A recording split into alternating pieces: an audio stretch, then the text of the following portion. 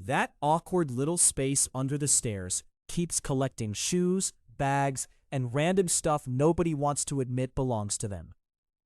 I've lost count of how many client homes I've walked into where that spot was just dead weight.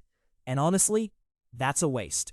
In this countdown, I'm showing you 18 understairs closet ideas that actually work. From simple storage fixes to smart built-ins that make the whole entry feel calmer. Let's count them down and see which one fits your home. That toe kick zone under the stairs looks roomy until you try stuffing real shoes in there. I rank pull-out shoe storage here because shallow drawers, about 12 to 14 inches deep, keep pairs visible and stop the pileup. I've seen hinged bins turn into a mess fast when boots get tall though, so drawer height matters. A coat closet under the stairs earns this spot because it solves the stuff that always lands by the door, but only if you give it real hanging depth. I like 24 inches for hangers, plus a low shelf for boots. Skimp on depth and puffer jackets bunch up, which looks messy and makes the closet feel smaller. I put an understairs pantry here because the sloped ceiling is actually fine for canned goods, cereal bins, and backup paper towels. Open shelving works when you keep the heavy stuff low and the everyday items at eye level. The mistake I see is using shelves that are too deep. Then things disappear and expire in the back. Hidden push latch doors make sense here because the stair opening can already feel busy, and visible knobs can break up a clean wall of trim. I've installed these on tight landings, and the real win is not the look, it's the clearance. Just don't cheap out on the hinges, or the door starts drifting out of line. A cloakroom under the stairs is higher on my list because hooks solve the daily drop zone faster than shelves ever will.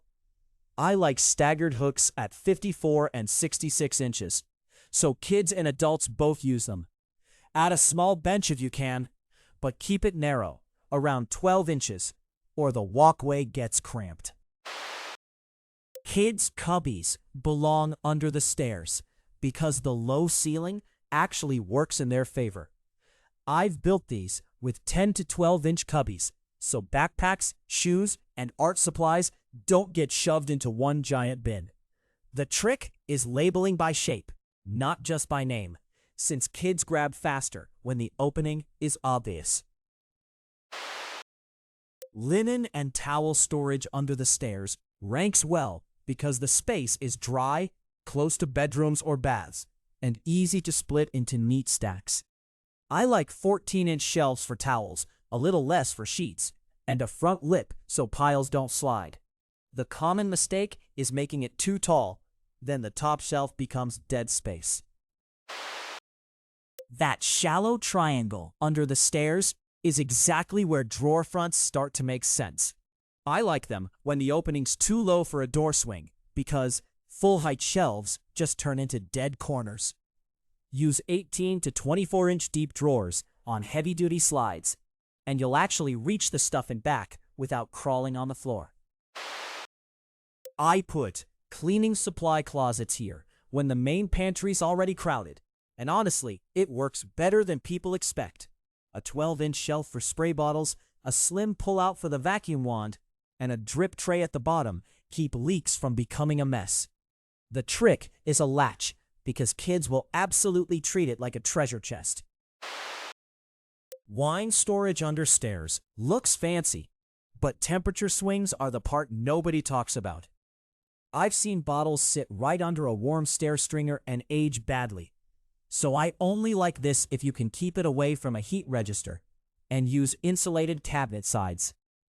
A 6-bottle display rack up top, closed storage below, that's the sweet spot. This is one of the smartest places for a mudroom bench, because the stairs already force a natural drop zone. I like a 17 to 18-inch seat height, with 14-inch deep cubbies underneath for shoes and a closed-top cubby for hats and gloves. Skip the pretty open baskets if your family actually comes in muddy, because they just get wrecked. A sliding barn door solves the swing problem fast, and that's why it lands here. But I'm a little picky about the track, because cheap hardware rattles every time someone grabs a coat. I'd use a solid core door, a 6 to 8 foot track if space allows, and a soft close kit so it doesn't bang the trim every single day. A bookshelf and cabinet combo earns its spot because it handles 2 jobs without looking crowded. I like open shelves at eye level for the things you reach for weekly, then closed cabinets below for the ugly stuff, chargers, and board games that never stay stacked. Keep shelf depth around 10 to 12 inches, or the whole thing starts feeling heavy. Pet nooks are the surprise winner here, because they use the lowest, hardest to reach part of the space for something the whole house benefits from. I've built them with a 24-inch wide opening, washable flooring, and a little lip so bedding doesn't slide out. Add a vent or a wire grill though, because enclosed spaces get stuffy faster than people think. That skinny triangle under the stair often looks bigger on paper than it is. A hanging rail works here, but only if you keep the rod shallow, about 10 to 12 inches from the back wall. I've seen deep rails turn into shoulder scrapers, and that gets old fast. Glass fronts look great until you cram them full of mismatched bins. Understairs, I like them for the stuff you actually want to see. Folded throws, labeled baskets, maybe a few nice boxes. The trick is low iron glass and tight interior lighting, or it starts looking cluttered by dinner. If you've got kids, this is the hard-working one. I'd rather see toy bins and craft drawers under the stairs than in the middle of the kitchen, honestly. Pull-out trays at 18 inches wide make cleanup easier, and shallow drawers keep crayons and glue sticks from disappearing into one giant mess.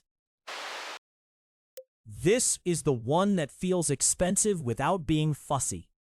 Backlighting under the stair works because it turns a dead corner into a destination, but only if the shelves float a few inches off the wall.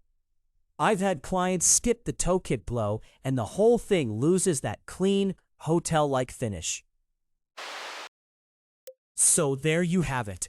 18 ways to turn that understairs spot into storage that actually earns its keep. The best ones are practical, a little bit clever, and they fit the way real homes get used. If you liked this countdown, hit subscribe, give the video a like, and head over to omnihomeideas.com for more design ideas, room-by-room tips, and real-world storage solutions. I'm Brad Smith, and I'll see you in the next one.